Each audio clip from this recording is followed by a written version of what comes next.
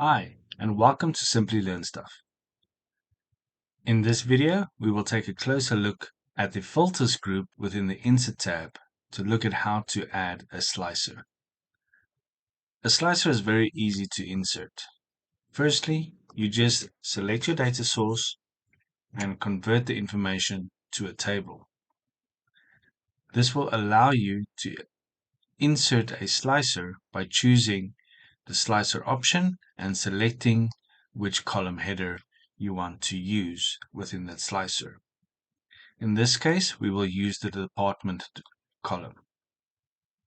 It will create a default slicer.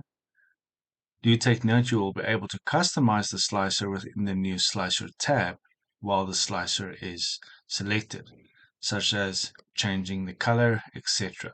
We will go through this in a more detailed video at a later stage. Using the slicer is very easy.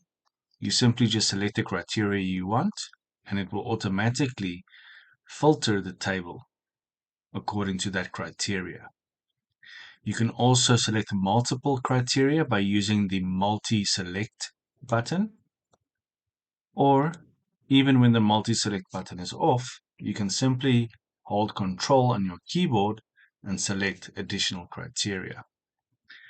Do take note that this data set has got a pivot table linked to it, and as you use the slicers to filter the data, it automatically filters some of the information within the pivot table itself.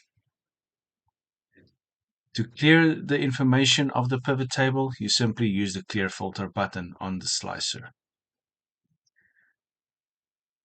Do take note there is an additional feature of slicers called Report Connections, which will be grayed out if the slicer is connected to the table. However, if we create a slicer by selecting the pivot table, which directly links it to the pivot table first, we will have this option of Report Connections.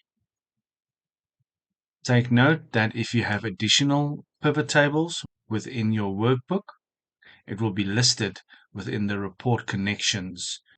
Here you can link several pivot tables to just one slicer. And if you select the criteria of the slicer, it will filter all pivot tables. This is extremely useful when creating dashboards, where you can create different pivot tables with different data sets and create pivot charts to put into your dashboard, and then using the slicer to then filter all of the pivot tables and therefore the pivot charts simultaneously. Examples of that is such as department, position, date, monetary value, years, etc. Do also take note that you don't necessarily require the information of the slicer to be within the pivot table to be able to use the slicer that is connected to the pivot table. For example, here we remove department and we now have the managerial roles or classification, and we can simply select the department and that still filters the pivot table. This gives us a unique ability to be able to use this within dashboards as well.